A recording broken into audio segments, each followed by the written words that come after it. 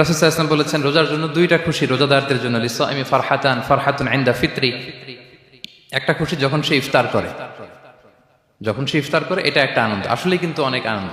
পৃথিবীর কোনো খাবার দাবারের সাথে ইফতারের তুলনা হয় না।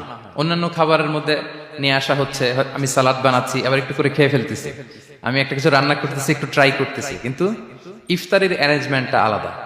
কেউ ট্রাই করতে পারতেছি না, শুধু আনা হচ্ছে, টেবিলে সাজানো হচ্ছে, রাখা হচ্ছে, দোয়া হচ্ছে, বারবার ঘড়ির দিকে তাকানো হচ্ছে কখন সেই মুহূর্তটা আসবে। আসা মাত্রই বিসমিল্লাহ বলে আমরা মুখে দেই, তো এটার আনন্দটাই আলাদা।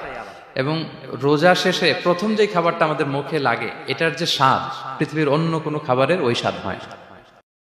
অন্য সময় তো আমরা খেজুর খাই, কিন্তু ইফতারের সময় প্রথম যে খেজুরটা আমরা খাই, এটার একটা অন্যরকম তৃপ্তি না? তার মানে জান্নাতের একটা আবহ এখানে। জান্নাতেও এরকম একই রকম খাবার দেওয়া হবে, কিন্তু তৃপ্তি স্বাদ আলাদা। উতুবিহি